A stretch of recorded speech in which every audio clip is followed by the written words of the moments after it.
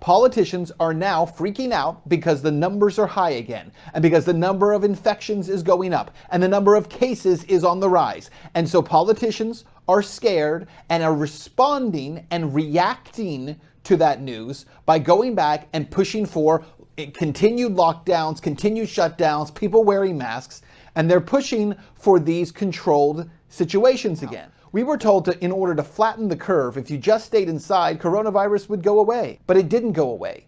It's still here, and it's still around. And now we're watching cases surge.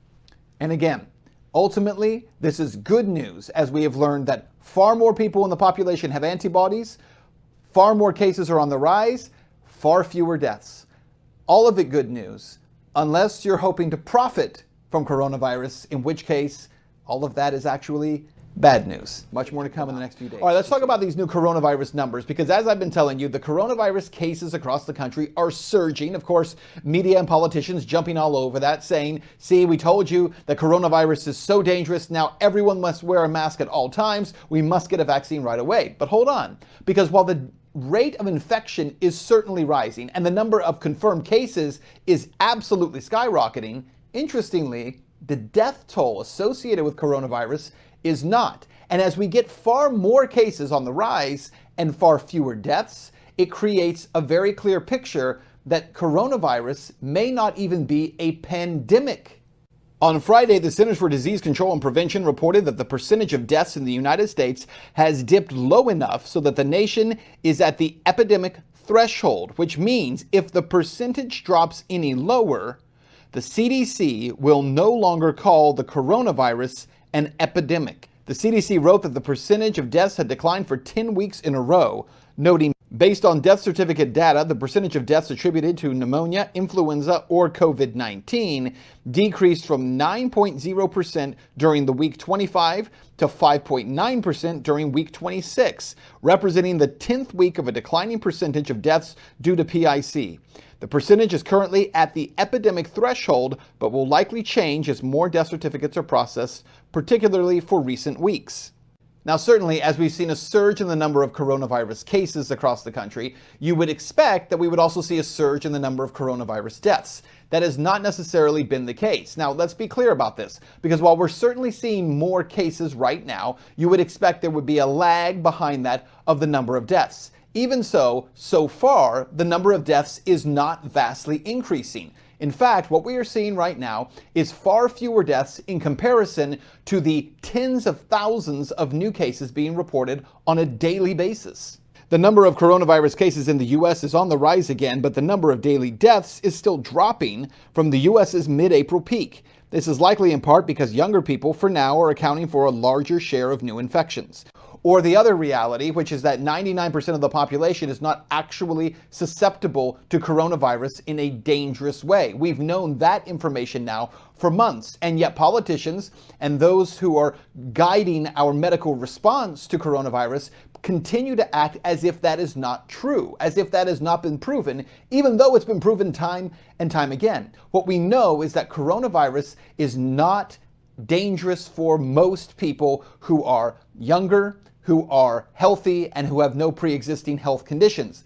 We've also learned that children between the ages of 0 and 19 have virtually no susceptibility to coronavirus. But there is something else that we've learned recently that's very important here, and that is that the CDC's own numbers now prove that the rate of infection among people in the general population has been much higher than had been accounted for in the past. It's because of antibodies. See, when you contract any kind of disease, your body begins to build up antibodies naturally in order to fight off that disease. That is nature's way of creating immunity. Not for you to necessarily be vaccinated or to wait for some pharmaceutical company to come up with a way to protect you. Long before pharmaceutical companies existed, the human immune system was able to fight off disease and infection. And the way that we fight off disease and viruses is through developing antibodies in our system. You know all this, right?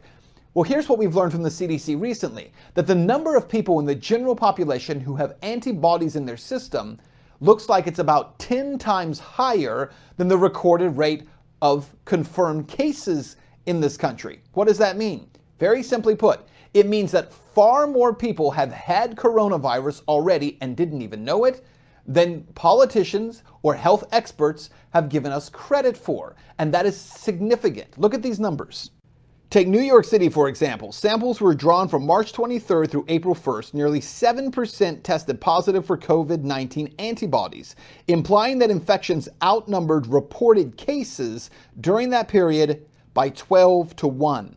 The CDC put the ratio of infections to confirmed cases in South Florida at 11-1, which is the same as the ratio estimated in Utah, where the samples were collected from April 20th through May 3rd, and in Western Washington, where the samples were collected from March 23rd through April 1st. Connecticut, where the blood was drawn from April 26th through May 3rd, that had the lowest ratio of estimated infections to confirmed cases at 6-1. Missouri, where samples were collected from April 20th through April 26th, had the highest ratio, 24-1. Again, this is very good news because what it means is that when a large number of people in any given space have already contracted coronavirus and developed antibodies to it, that we can then interact with each other without fear of contracting it. It also means that the coronavirus runs out of people to infect at a much faster rate. So again, it's good news.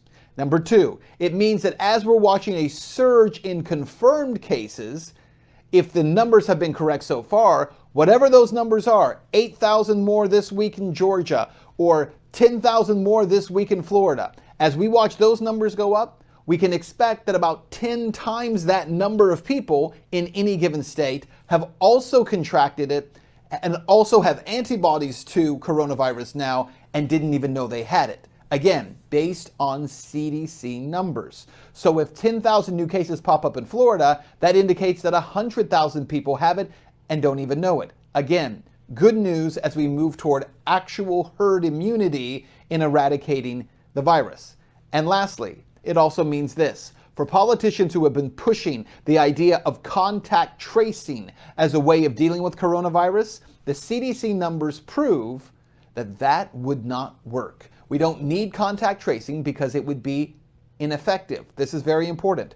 Because of the fact that so many people in the general population have already contracted coronavirus and didn't know it, because so many people have antibodies in their system from coronavirus, a contact tracing program for coronavirus would fail miserably, because the idea behind contact tracing is to be able to follow where one person contracts the disease and who they come in contact with.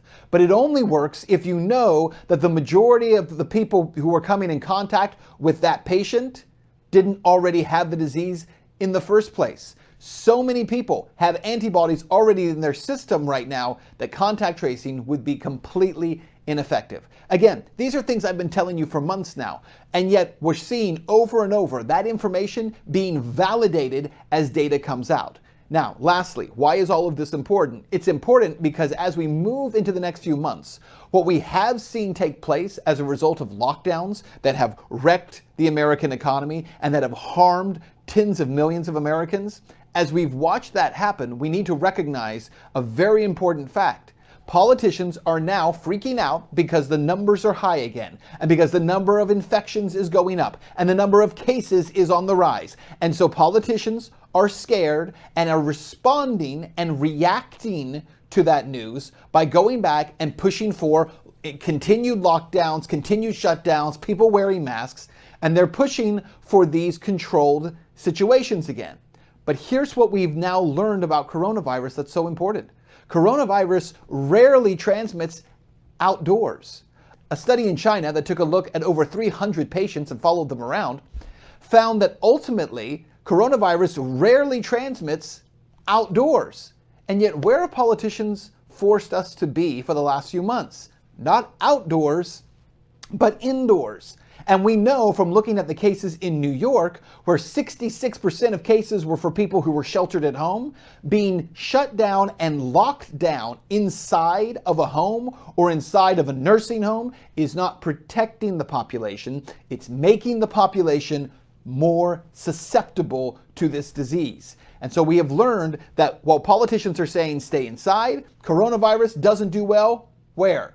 Outside. Politicians are saying don't go to work, but we're finding that more and more people who are already out there have already contracted it. And so what we know is this, that ultimately coronavirus inevitably is going to run through a lot of the population. That's what we're seeing now. We were told in order to flatten the curve, if you just stayed inside, coronavirus would go away. But it didn't go away. It's still here and it's still around. And now we're watching cases surge.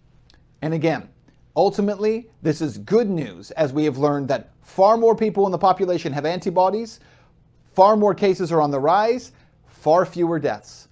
All of it good news, unless you're hoping to profit from coronavirus, in which case all of that is actually bad news. Guys, thanks for watching. Much more to come in the next few days. We'll see you soon.